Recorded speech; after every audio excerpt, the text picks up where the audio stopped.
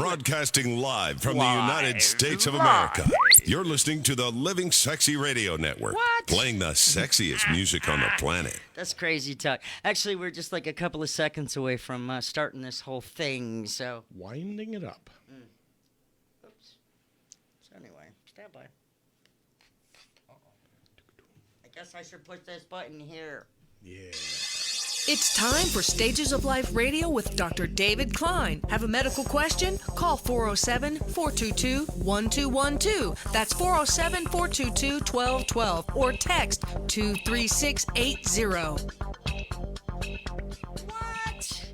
Is it Sunday again? There's a race. I know there's a race on. It is. Always something going on. Hello. It's Florida.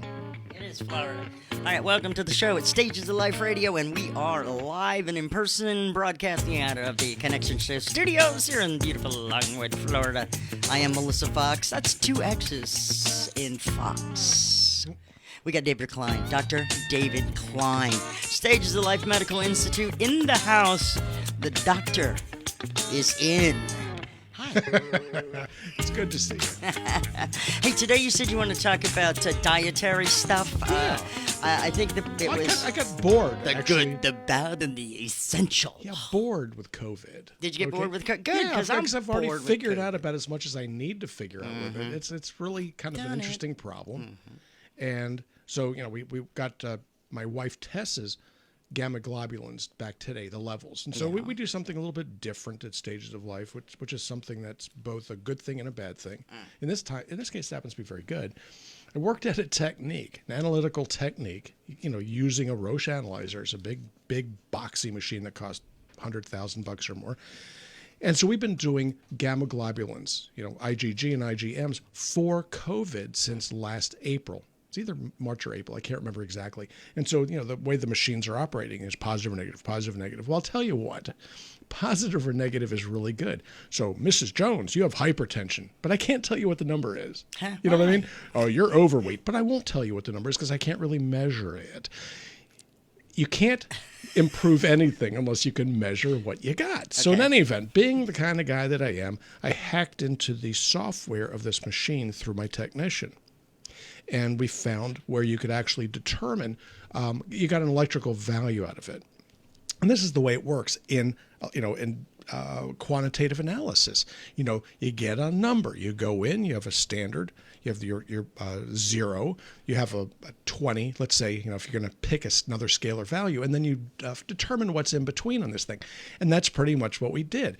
Positivity for IgG and IgM is 1.0. It's an arbitrary number, but when you're not exposed to it, you never reach it. So we have hundreds and hundreds and hundreds of patients that were never exposed, never got the disease, and never got much above 0.2, which is background noise. So when somebody would pop positive, that would be over 1, you could usually track it backwards to when they got sick. So my former girlfriend, she ended up with a 32. And this is very interesting. She has, to date, has the highest IgG of anybody we've got. She got sick, but not all that miserably sick. But it's just very interesting to be able to measure the amount of IgG. IgM as well, but she got sick back in July. We picked up her labs, I think, in November. And so there was, IgM was already gone. So we got Tessa's in. So she and I both are inoculated now. She got her second inoculation on Saturday. But on Thursday, I got her blood drawn, which is 3 weeks after the first inoculation. And so the first time I drew it, it was 0. Back in January, it was 0. She didn't have any antibodies whatsoever, and she had the disease. She got COVID, right? As I did. Hers were 0. So I was a little bummed out about that. She gets the inoculation, and it came back at 24 and 32, which is very, very high. So this implies to this country doc right here, that she has immunity to the COVID as it now stands. Now, why this makes any difference at all to anybody who might be listening is that you're going to go out there and go, well, I've been exposed, therefore I'm immune. No. We have people, that got sick back in February of last year, January of last year, April of last year, who after 6 months, their gamma globulin went to 0. Now, this is an important thing because when you're looking at the need for boosters, for certain types of individuals, you're probably going to be looking at a 6-month to a 1-year booster on the COVID. They're not talking about it now, but it's probably going to happen. Yeah, or a yearly thing they've made mention. Well, they don't. But they don't. Too. But frankly, they don't even really know. If you talk to these folks, les savants, those people that know, okay, right? Okay, they'll tell you, "Oh, we don't really know." Well, I know because I've been measuring, and I've got thousands. You're paying attention. Thousands of people that I've been dealing with, and I look at the numbers. It's like I kind of feel like I'm somewhere out in the middle of the bean field trying to tell folks you can't. There's nobody to call up and say, "Oh, by the way, I think I've figured this out." So they're out there running around in circles, but the answer is already here. Okay. So in any event, so it is very important. Okay, if you think you're going to go back to work, if you think that you're going to go back to school, if you think that you're going to open your shop up, to know not only that you've been exposed and that your finger stick is positive. With quantitative values, the finger sticks are pretty useless. Okay, and I was one of the first people in the country to be able to do those finger sticks. Right. So they are not nearly as important now. A lot of people still test negative, and they're in the throes of COVID. Well, no, I mean, I had a guy 3 weeks ago. His mom is still mad at me. Okay, because she wanted the cheap test, so he got the cheap test. Okay, so he came in on like a Tuesday, finger stick negative. Friday he's positive, because 3 to 4 days is what it's going to take, generally speaking, before you're going to be IgM positive, and it can be longer than that. So really, the only test that's out there that's going to give you any sense of assurance that you don't have the disease is called a PCR, which coincidentally is what you need in order to travel. Why? Because it happens to be the only one that has a lot of validity attached to it. So what about the antigen test? Okay, people like the antigen test. If your nose isn't running, it's going to be negative. Okay, it's just the way these things work. Listen, you want to take a call? We got a couple of minutes. Of course, I'll take a call. Then we're going to get into what I intended to talk about, which is going to be fats, dietary this fats. Is your buddy George. He's George. 74. He's got the meniscus that's been torn and had surgery 5 years ago. If it were a Cadillac meniscus, it wouldn't have torn. So George, turn on your radio, friend. George, what's up, bro? It's good to hear. How's those Cadillacs doing? The Caddy is doing okay. The old girl is looking pretty neat. I've got one of these mannequins in the back.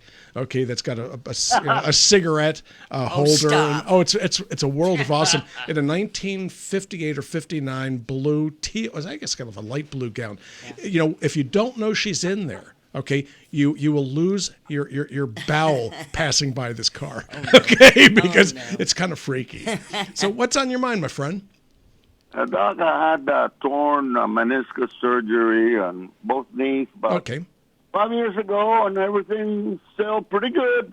Lately, though, I've had your cortisone shots about 4 months ago, and I got them again because it's starting to get painful. What else can you do besides cortisone to ease up some of the pain? Okay, cortisone is one of my least favorite things to inject into any joint. Okay, we've gone over this before.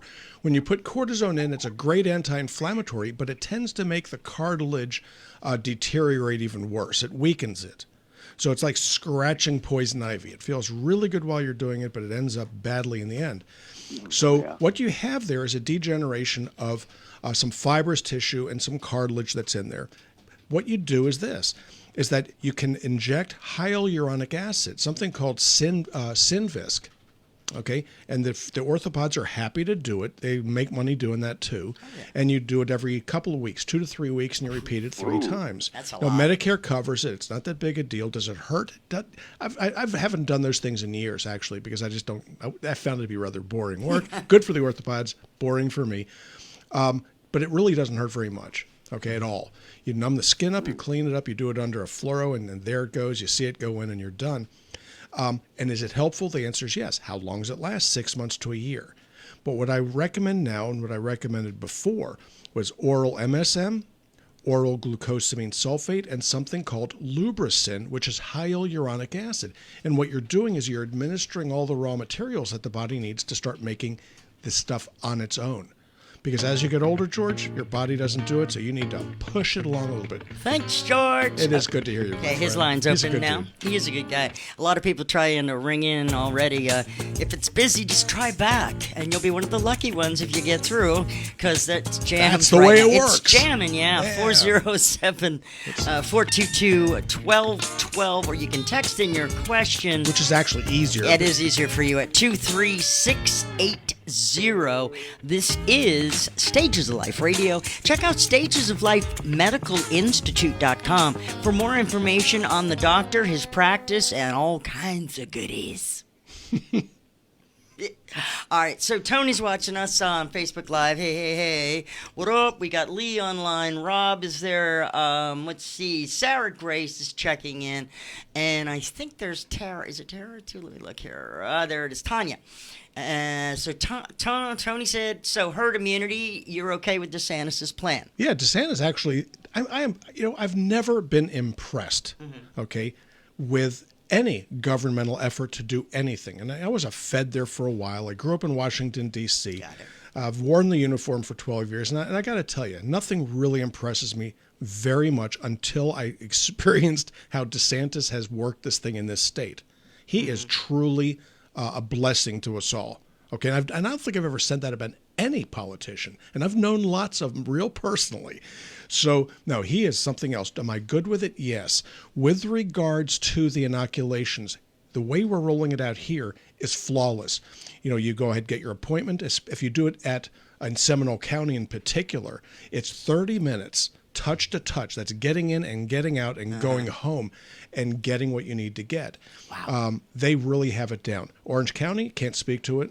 Can't really speak to Volusia County. All right, less than a minute. Okay. Let's move on here real quick. Get the thing, will you? Just get it. Let's see. Tony says he could listen to you all day. So could I, actually. Tanya's really, he talks. I hear myself. How long after the vaccines is it best to check for antibodies? Good question. The answer is 3 weeks. Okay. Detailed article about the connection between Monsanto Roundup, and glyphosate, COVID, and such. Nonsense. Nonsense, probably, but thank you. Yeah, glyphosate, is the active agent in Roundup. I actually wrote a textbook chapter on this years and years and years ago. And glyphosate's interesting stuff. So is it a safe medication, a pesticide? The answer is yeah, overall. What you don't want to do is eat it. So be careful. And COVID-19, for God's sake. Hey, welcome back. Stages of Life Radio and News Radio WFLA Orlando. It's Melissa Fox and our wonderful doctor who's the information is almost no room for anything else in here because you're just throwing information. Forget birthdays. Go figure. Yeah. And yet you forget birthdays. Dr. David Klein, everybody, from Stages of Life Medical Institute, Radio Pro, Doctor, 5 board certifications, 3 of them in pain management. And then you went to retire in Florida and ended up not being able to find a doctor that you wanted to go to and said, I'm just going to have to open up my practice. And now 30 years later, here you are. Still doing it. Yeah. Took 2 companies public. I've done all kinds of fun stuff and retired to come down here. Yeah, and then now I'm working 60-some hours a week. Yeah, so tonight the headline is it fats, good fats, essential fats, good, bad, essential. Let's talk about dietary fats for a minute. And the reason why I bring this up is because I'm fat? No, the reason why I bring it up, is that it's one of these sorts of things that is looking right at you. You see this every time that you eat, and the amount of data that's out there, the amount of misinformation, the amount of outright lies is incredible. The only thing you may have, it's worse, as far as I'm concerned, worse than the Russian hoax. Okay, What have we got here? So, I need to go in. I'm going on a ketone diet. Let's burn some fat. Keto? It's ketones. I know it really is. And so your ketosis or whatever. So your urine turns a little acidic, and you look at the ketones in there. You must be burning fat, or you're burning oil, or you're burning a lot of different things in your food supply. Wait, what? So it really tells you little. Nothing. Okay, so what do you need fat and oil for? Okay, now, what happens is your body needs certain building blocks in order to produce bone, skin, muscle, all the tissues, and the sorts of chemicals that make up these tissues: amino acids, essential fatty acids, carbohydrates. Those are the main ones. Okay, those are the principal ones. Then you have little pieces of minerals and other things that have to be taken in. But for the most part, the oils, fats and oils are used for the cell membranes.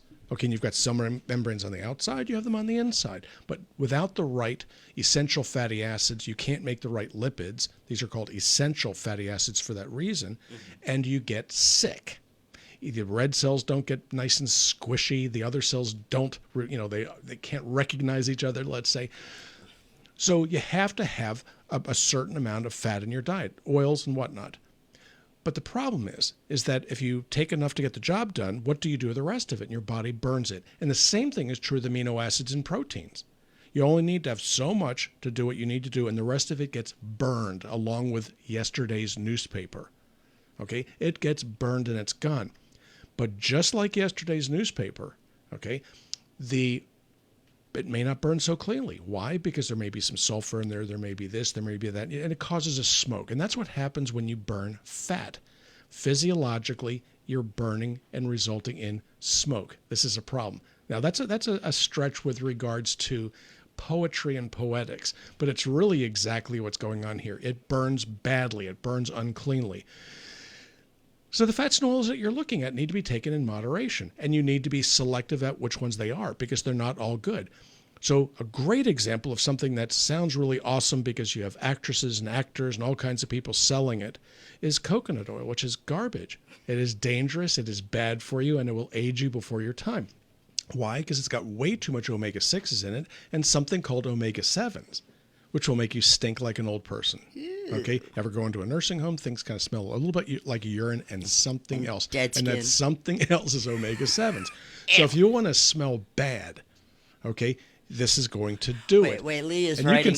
Lee, the doctor here, is saying saturated fat is good in the absence of processed carbs and PUFAs. No, saturated fats, okay, saturated oils. So when you're looking at safety, when you're looking at desirability, I want you to imagine that you're making soup. And so the fat boils off and floats to the top. That's just exactly what happens in your bloodstream with these lipids, triglycerides, and cholesterol esters. It floats to the top because it's less dense than water. How do you know that you have a problem? How do you know that one's good and one's not good?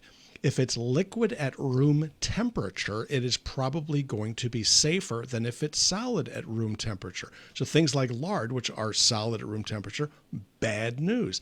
That fat in that soup, if you allow it to cool to room temperature, you skim it off. The stuff that you skim off is discarded. It's thrown away unless you're one of these crazy folks that wants to eat this stuff in your coffee. Gross. And so what does it do? Okay, so that's one of my little sidelines. I'm a physician. That's what I do for kind of a living.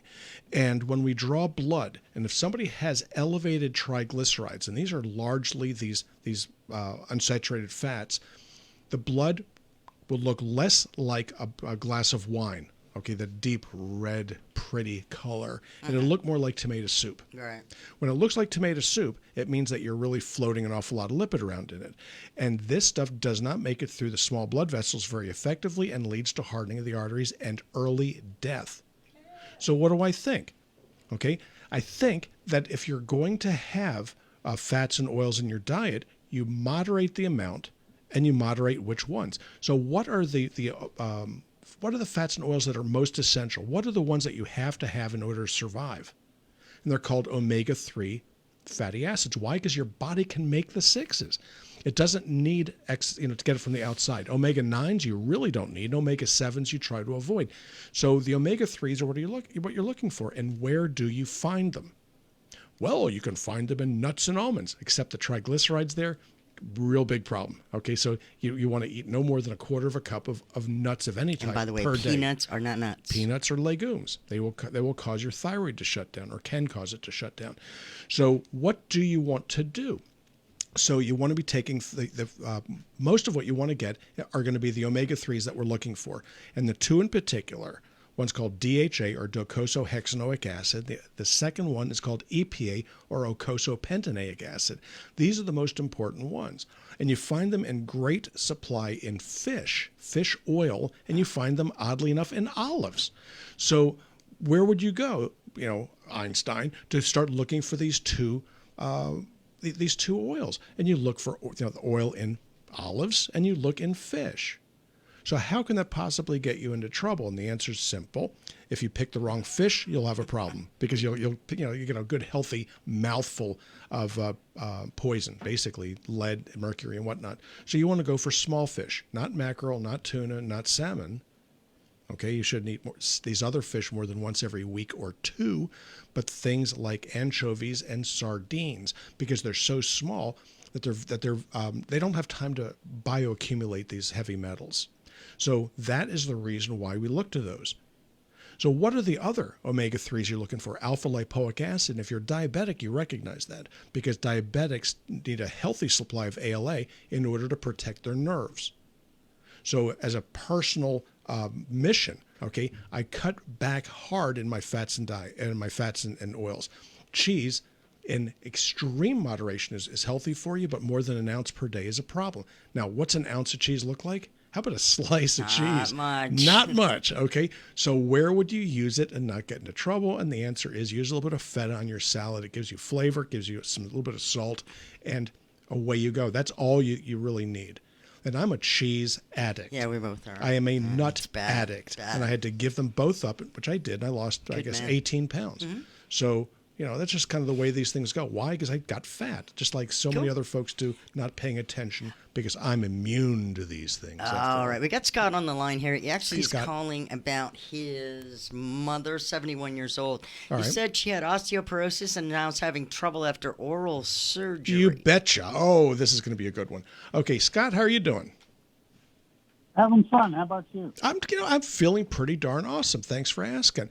Yeah, so Mom is having some difficulties after oral surgery. She's got osteoporosis, and let me guess. Okay, they had given her something called a bisphonate, Fosamax, Boniva, or some of these things to help with the osteoporosis. Is that correct? Correct. Pardon? Correct. Okay, correct. Okay, and you're going to wonder whether there is some kind of a coincidence here, and the answer is negatory, Batman. The bisphonates. Okay, and again, I'm going to be a little opinionated here because I can. Okay, they're poisons. So what they do is they slow down the body's recycling of the bone, but it makes the bone very brittle.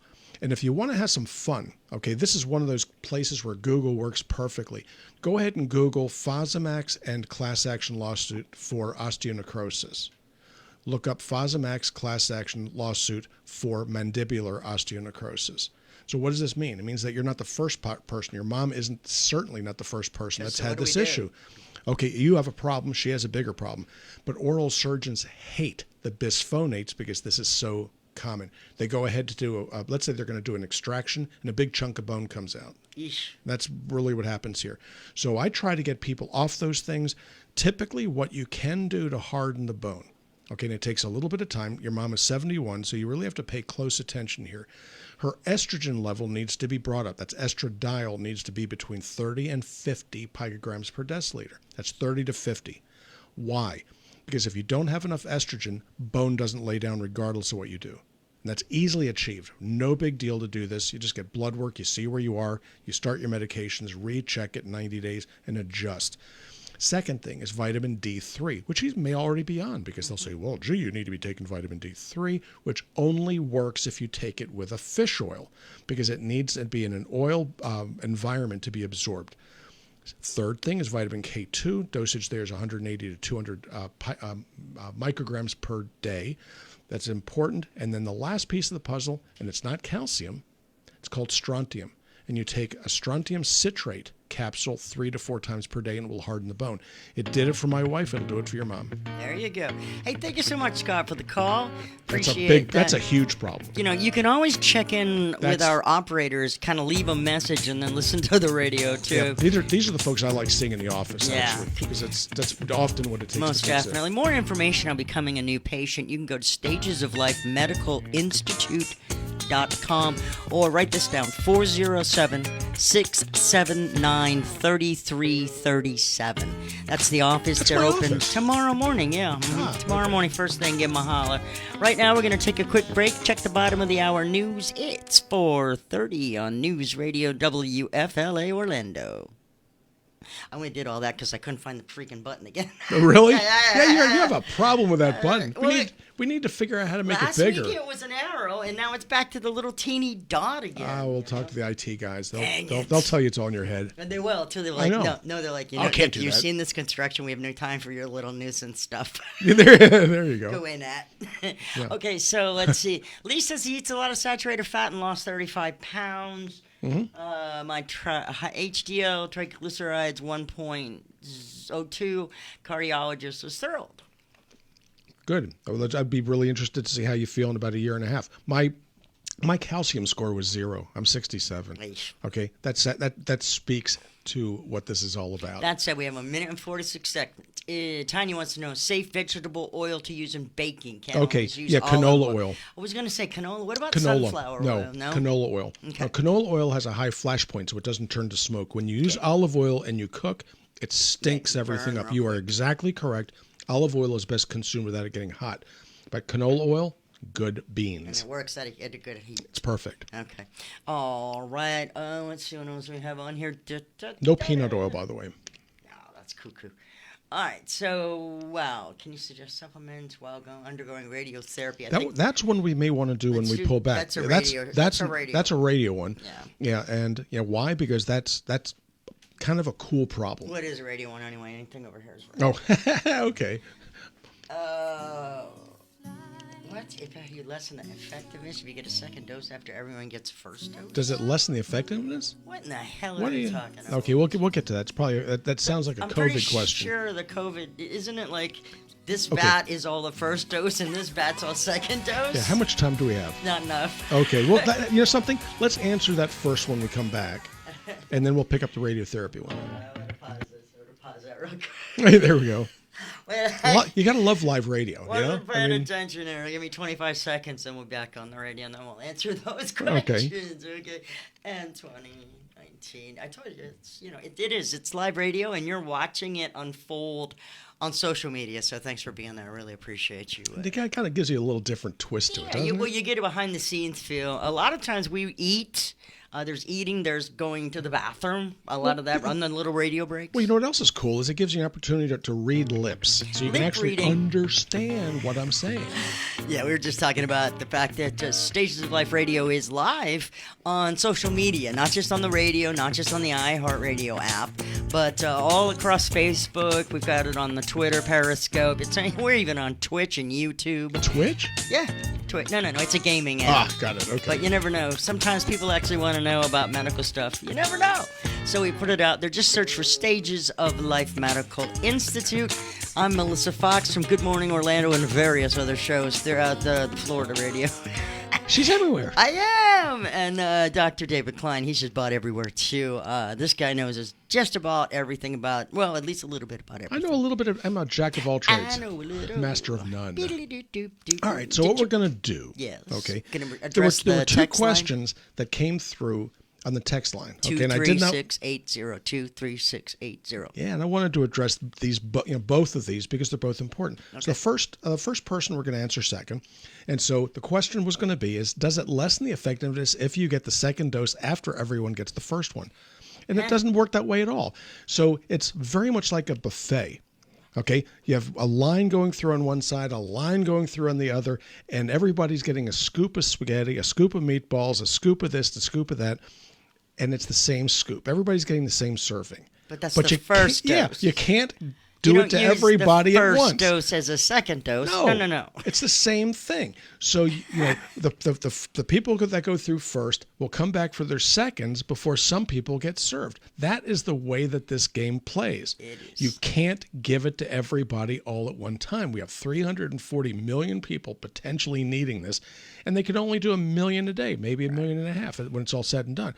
So there are going to be people that are going to be finished with it, like me. Yeah, you got a stopgap here. I got my second dose last staggered, week. Right? Tess got her second dose yesterday. Yeah, and there's others I know that got week before you. It's the way these things go. You have to stagger it out. There's no way we can service everybody. But it's the same thing. So if you go in and you get the Moderna, people are funny. You've never heard of this company before this, right? So, you get the same injection the second time around. The Pfizer, you get the second one, and they will not change it for you. They're not going to ask you which one because they know they've got it recorded. Wouldn't you know? You can't fool anybody. Yeah. Now the question is if you have the choice to get the single shot one, don't do it. don't do it. It won't give you nearly the Johnson protection. & Johnson, I believe it is, or AstraZeneca. Either one.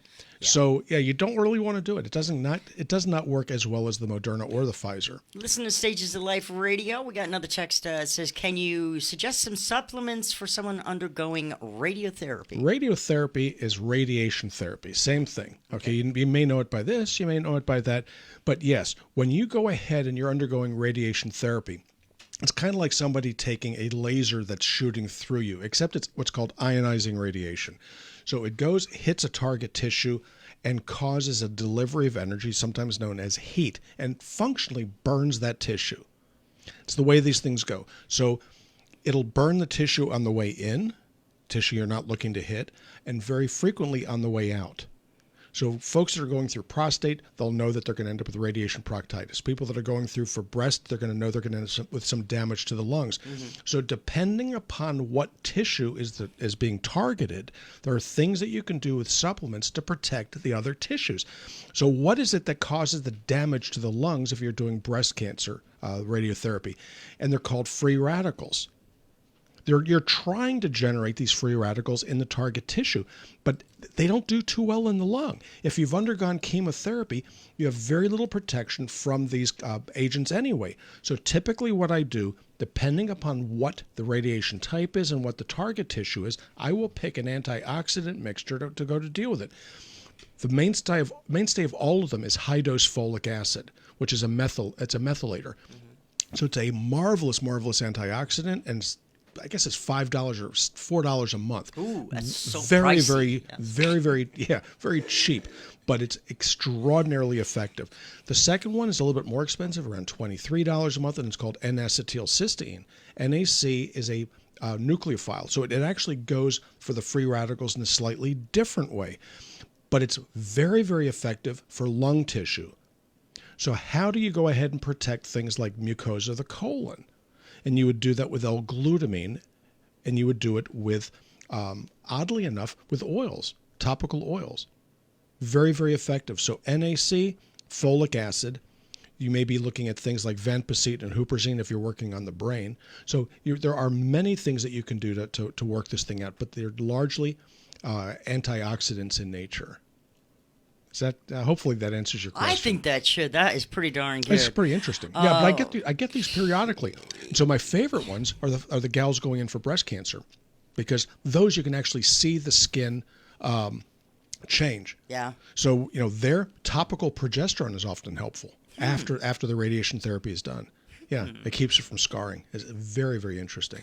407-422-1212 if you want to talk to the doc, Dr. David Klein, Stages of Life Medical Institute, talking about fatty acids. Fats. Yeah. And so getting back to that, this is an important thing. I'm not a big fan of the keto diets because they're not really, but they don't give you long-term It's help. not a bad idea to cut out all the carbs and stuff It's a and go for great the idea. proteins and such, but Mediterranean diet is much really better. much better. South Beach diet is a good way to look That's a at good it. one too. Yeah. And so what are you doing? You're going to gradually ease things down, but understand what it was that put fat on your butt to begin with. And what it's usually, it's something like this. I want you to imagine your bathroom sink, okay? You can crank up the water, but it will not overflow. Why? Okay, because they've engineered it so that the drain pipe will suck off more water than could ever go into it. It's kind of cool. Unless you do something like this, getting it clogged up with a washcloth, getting it clogged up with your daughter's long hair, which, by the way, it's kind of an interesting process being a dad. What is this thing? It looks like a fur baby coming out of this thing, right? Okay, so you can clog it up in the drain, and you can do the same thing to the body. So you're taking calories in, and you can inhibit the body's ability to burn it by taking in things like soy protein, and peanuts, which lower your body's metabolic rate by inhibiting the thyroid, and that will fatten you up. The other thing you do is you take in something called fructose, which inhibits your body's insulin dynamics. The combination of corn mash and soy meal is sometimes known as cattle feed. This is something that the farmers have known for years. This combination will fatten cattle 30% in 6 to 8 weeks, and it will fatten you the same way. So if you can avoid soy, peanuts, and corn meal, what do they call it? The corn oil. Just get rid of this stuff. You're going to lose weight. It's interesting. Soy, peanuts, garbanzo beans. So if you can do that, cut back in your carbs hard, cut back in your oils, cut back in your fats to some extent. Now, Lee's fighting you. Lee has been listening to us in the social media. He says doing the cyclical keto for several years, and more recently carnivore for several months, and no problems at all. Tons of positive evidence about low-carb, high-fat diets. Yeah, he's going to be one of these folks that likes to work out, and he's going to listen to the chiropractors and then the trainers. But the fact of the matter is that your body doesn't like periodic fasting. It doesn't really like things other than consistency. So you didn't put weight on all of a sudden. No, he's dropping. Yeah, I know, but I mean, you didn't get fat. Okay, all of a sudden. It took a long time to get where you got. Took a long time to get, and when you start looking at quick fixes, you usually end up getting sicker. So what do? I look for people to lose 4 to 5 pounds per month, just simply by cutting back in their soy, cutting back in their high fructose corn syrup, cutting back in carbs in general. And when you feel the need to take a snack, so what are you going to do? Okay, snacks are one of those things that we have to train ourselves not to do. But how do you deal with it? And the answer goes something like this. Take a piece of fruit. Now, correctly, you're going to go, well, gee, isn't that, carbohydrates? The answer is yes. But 100 milligrams, okay, of carbohydrates in a banana, okay, isn't the same thing as 100 milligrams of the same carbohydrate load in a soda can. It's not the same thing. It actually takes energy to consume it. So if you eat a grapefruit, I eat a whole grapefruit at least once a day. I peel it and eat it. You eat add the whole no thing. Sugar to no it. sugar. Nothing, right? I won't even put Cointreau on it, which is something what we used to do when I was a kid. A tablespoon of Cointreau. That was a delightful meal. Won't do it anymore. It takes more energy to consume that grapefruit than it does that you're going to derive from it. So you don't want to do it. So not all calories are the same. So, what about grapes? Not a good choice of fruit. What about cantaloupe? Not a bad choice. But when you're looking at watermelon, it is a bad choice. So there's certain ones that you want to take as they're highly glycemic. So what do we eat in the Klein household? Okay, we will eat oranges, whole apples. Whole apple is probably the best one of the bunch. We'll have nectarines. We will have all manners of citrus. Why? Because this is Florida and you need to support our farmers here. And it is really important, but you don't juice them. If you juice them, they become more glycemic. So oranges are best eaten whole. Okay, if you're going to have a glass of orange juice, it's 2 to 3 ounces just to taste it. Because otherwise it's all taste sugar. It's sugar. No good. Little taste is all it's going to take. Yeah. So yeah, Lee, you and I will disagree. I will be right. Okay, and the evidence that you're looking at, I know. Well, you know what I can say. Hey, look, I got the mic. I can say what I want to say. Listen, Jerry's on the phone from Cocoa Beach. He suffered a heat stroke in June. Kind of scared of going out in the sun, so he's got questions. Yeah, but we're going to answer them in a couple of minutes. First, we're going to take a quick break. Check out Pharmacy Specialist. Go to MakeRx. That's MakeRx.com. And check out our sponsors. They're really awesome, and we love Dr. Juan Lopez. They make my HRT. Yeah, and baby. they make it for my wife. There you go. Okay, that's good enough endorsement. Yeah, that works. Stages of Life Radio, News Radio, WFLA, Orlando. Oh, boy. So now, Lee's like... Sorry, Lee. It's okay. We can disagree. I know, right? I mean, it's good that you lost 35 pounds. He was getting stomach heavy. I mean, I know him. I lost 70. Okay, so I went from 242 pounds, and I decided I want to get to my high school weight, which is 172. Okay, and I did it. Okay, now I got to tell you, because once you've been blossomed outward and then you start losing weight, you tend to look a little sick. So I did this when I was single, dating. I figured it was the only way I could find that the high school kids would be interested in me. I turned out they weren't interested anyway. What are you doing? No. So then one day, this girl asked me, she says, "Well, are you sick?" I said, "No, I'm not sick. I feel great." "Well, you look sick." So I decided to put a little bit more weight back on, and that was a mistake. So now I'm in the process of trying to take it off because, I want to get my weight down to the 180s. Come on, stop. Stop, now go. Stop, not go. Yeah, There we go. It's going to keep going and going. Still have a minute. I'm sorry. I apologize. I tried to, and yeah. Computers. Don't trust them. I don't trust them. Yeah, I know. It's like this program is like 16 or some people, and it says nothing. And I'm like, okay, fine, whatever. You know, they're all watching the race. I love going to the race. Do you? Because there's nothing going on but drinking and well, that's why I like it. That's what I was gonna say. You're just in it for the highballs, not the what is it, turn 3 or whatever. No, you can't see anything going on anyway. Really, I mean, they go, they run by. It's and then all the air moves around, and you feel, hey, that's pretty cool. Yeah, it is pretty cool. It's fast. You're moving along quickly. Yeah, I know. I hear that. What am I hearing? What are you hearing? What am I hearing? I don't know. Have you taken your medicine today? Really? I'm hearing sirens out there. Shush. I'm going to beat you with a stick if I could reach you. I would. Well, I don't smell smoke, so I think we're okay. Let's see if I can do this. Welcome back. Yay! I pushed the right buttons. Oh, boy. Melissa Fox, David Klein, doctor, that is. Stages of Life Radio Sundays live from 4 until 5 p.m. because somebody has to bring you the medical advice that you really deserve. And, yeah. All you have to do is listen. Yeah, really. Seriously. You don't have to agree with me. He's still fighting you on social media. I love it. Look, there he goes. Evolutionary biology. Oh, you're talking to the wrong person. Oh, boy. Okay. Anyway, so we got to holler here. We got to holler at somebody had a heat stroke. Jerry, there he is. Hey, Jerry. Hello? Hi, Jerry. Hey, Jerry, how are you doing? He's probably like, what? Jerry, you had heat stroke? What the heck? Yeah, I recently retired. I was mowing 5 acres. I'm in good health. I've surfed my whole life, worked out, had a heat stroke, went to the hospital twice. Now I'm kind of paranoid to be outside, and I tried to start working out again recently, and I get lightheaded, and I don't know if it's paranoia or what, but I had a doctor at the emergency room when I took my mom, and he said to take SSRI. Okay. What's your opinion? SSRI is a selective serotonin reuptake inhibitor. Okay, they're antidepressants.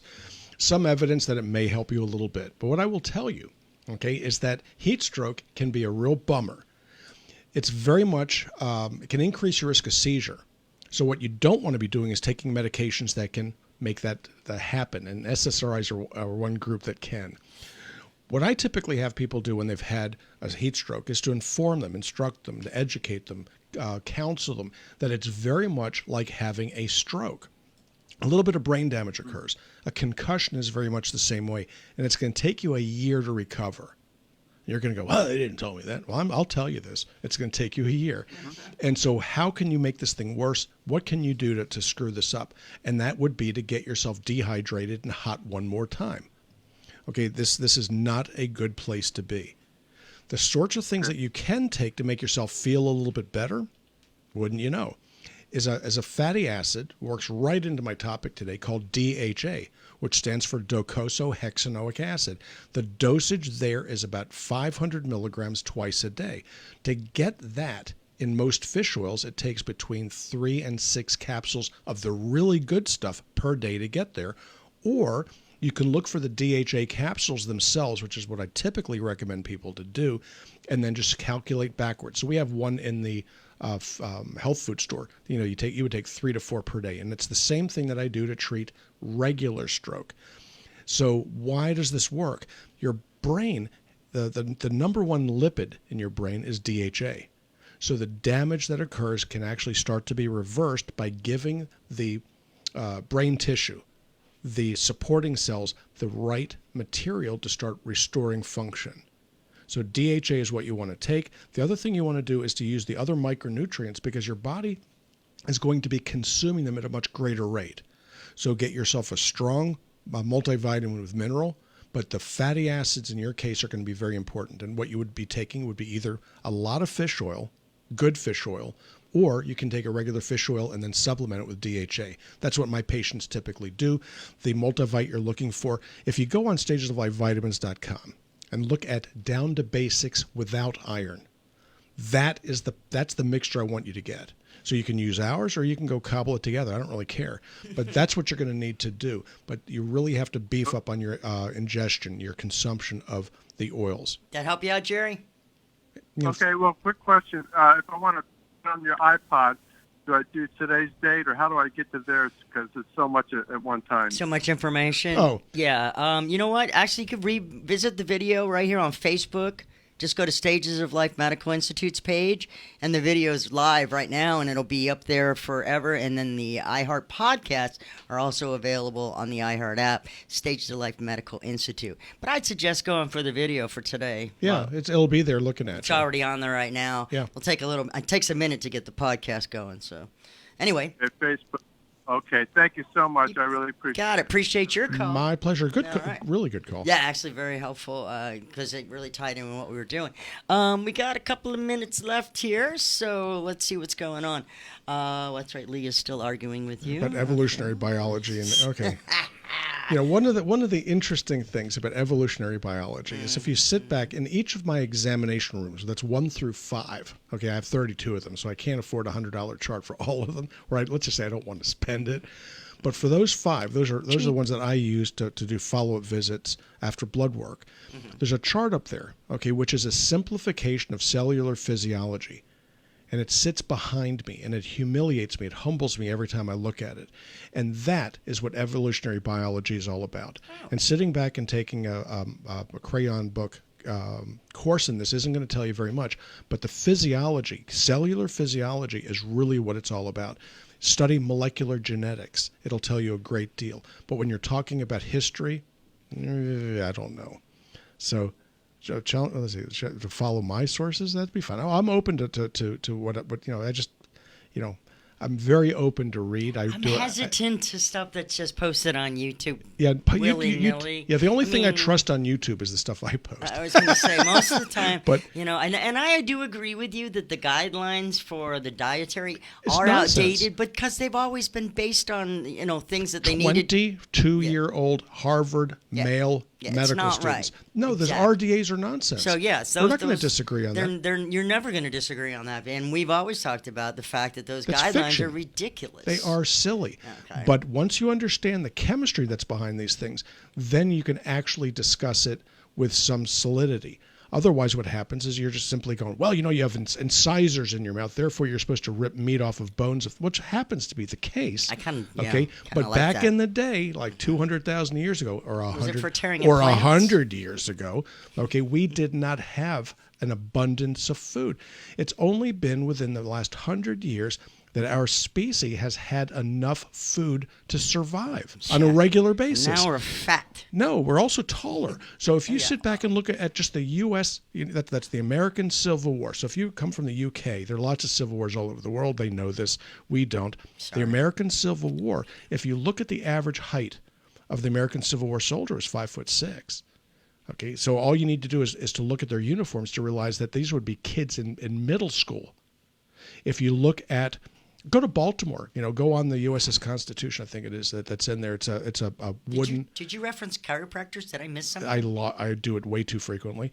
So, but if you look at the height of the decks and you look at the bunks these people went in, you'd realize that these people were 5 feet, 5'2", 5'3", yeah, but if you go back not 6 feet tall. 400 years, we had towns named Titan. We had people who were huge, and we shrunk, and now we're back on the upswing again. Yeah, George Washington was tall. Okay, but he was the tallest also, man in the room. He was the tall, and he was 6'1" or something like that. Yeah, which is not that tall. No. So why was that? Okay, because his family had enough to eat. Okay, that's just the way these things grow, went. And he didn't get rickets. Yeah, well, you didn't have periods of famine, as you just don't have it. So we are eating ourselves to death. So if you want to look at evolutionary dietary work, just go back 100 years. Don't go back 100,000. Go back 100 years and see what the difference is. Oh, we've evolved. What the about food's 1930s? Not even the same now. No, we've farmed out the micronutrients out of the soil. Sure. So why is it that we're developing diabetes, hypertension, and a lot? Sugars. Yeah, pretty much. So why are we developing cancers? There's a different answer to that. It's because we're living long enough. Yeah, because we are, yeah. The big killer was infectious disease. 35, 40, you died from influenza or consumption, whatever Consumption, you want. tuberculosis. Yeah, you died of infectious disease. Hey, guys, always fun. I think we learned a lot today about essential fats Someone said essential oils. I was like, no, that is not the club. We're not doing that. No.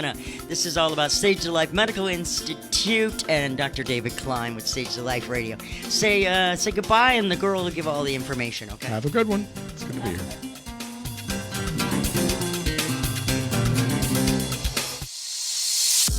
You've been listening to Stages of Life Radio with Dr. David Klein. Check out stagesoflifemedicalinstitute.com or stop by 1917 Booth Circle in Longwood near the intersection of I-4 and 434. Call 407-679-3337. That's 407-679-3337. Dr. Klein accepts most insurance and Medicare, too. Join us next Sunday at 4 p.m. on News Radio WFLA Orlando.